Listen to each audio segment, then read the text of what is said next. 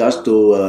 to remind as a reminder of the truth of our existence as a living being, so-called human being on earth. Now there's always this question: why is this thing happening to me? Why I fall sick all the time? Why this and why that? And why someone pass away? Why every time this why? And we cannot accept, or we are in a state of shock when this kind of things strike us. Why? Because our mind is not mentally prepared. Because our mind is most of the time indulgence in external things. Our mind is not strong enough. Our samadhi is not strong enough.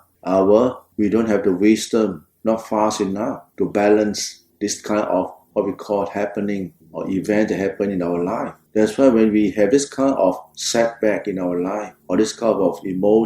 emotionally mood attack in our life, in our mind, then we can say that, my practice is not up to the standard. If you are up to the standard, that means you are prepared. Anytime, any moment it strikes you indifferent. That means you have spent enough time to study the Dhamma. When you talk about the Dhamma, it's your mind state, the Dhamma of your own mind. All those things that happen, it come back and affect your mind. And how are you going to train your mind to receive this kind of uncertain thing that's happening in our life? Right? If you don't have a base of sila, don't have the base of samadhi, concentration practice, so as to calm the mind, you don't have the base of panya or so-called yoniso manasika, being able to consider things, picharana, evaluate the events or the thing that's happening right now and how this incident that happened has affected and have the impact in our mind state. Now we should study why. Because I don't have samadhi. Because I didn't evaluate, I didn't use my judgmental mind to evaluate, to think about, to consider the whole things about what is called impermanent. When the Buddha talk about impermanent, this is impermanent. When the Buddha talk about anatta, because we can't control it, that's why there's no self. Because anicca dukkha, if we hold on to it, we suffered because things are so impermanent. Nothing belongs to us. Even this body of ours, you're going to leave one day. You don't leave the body will leave you. Likewise with the body of another person. And what's lingering behind is only the memory of the goodness. That's all. So it's so important because we human beings live on what? Memory of the past most of the time. This moment, present moment happen, become memory next moment. So if this present moment, we're not going to make the good use of it, create all these good conditions for our mind to arise, what we call wholesome thoughts, wholesome deed that you're going to do, and wholesome speech. And we've developed a kind of compassion, kindness within yourself. Then you got nothing to force back. Our mind will be sort of very agitated, very, so-called lonely, frustrated, and a kind of remorse. Shouldn't this and shouldn't that, This is why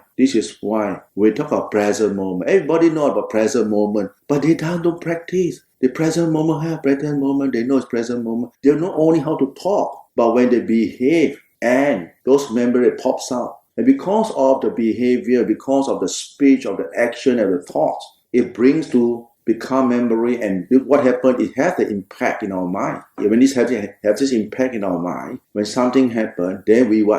feel regret, we feel remorse. Oh shit, I should have done this. Oh no, this and but nevertheless, when we are able to acknowledge and notice that, okay, what should we do? We ask for forgiveness. We say repent. We ask for forgiveness deep inside us that, no one is perfect. We have done something wrong. What is done cannot be undone. But we must make a resolution that we will try our best not to let this anger, this greed, this hatred, even though they might arise in our mind, but we're not going to react to it. This is the most basic thing we can do at the elementary level for a start. And as we develop this kind of mindfulness,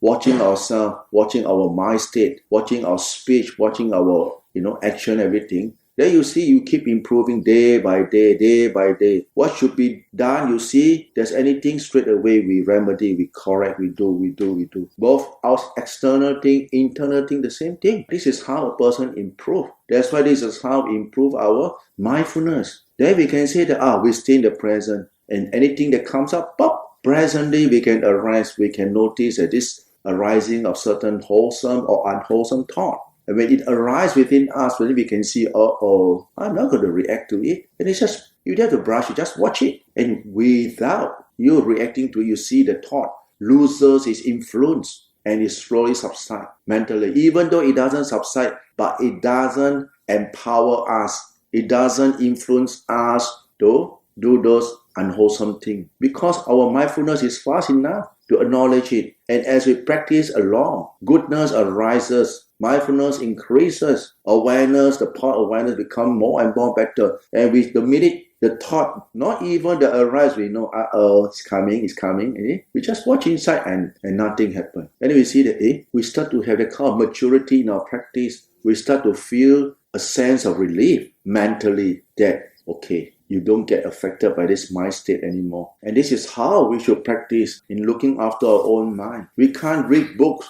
to make our sufferings disappear from the mind. You can't. It is only understanding how this suffering arises within us, how we look at the thing, not reacting to it, understand it. Then you don't have to talk about let go. Just watching it, okay, that's it. ปัญหาที่โลกเขาสงสัยทำไม what why ทำไม why this thing happen why that thing happen oh not fair this and not fair that นั่นน่ะมันมีครูมาถามว่าทำไม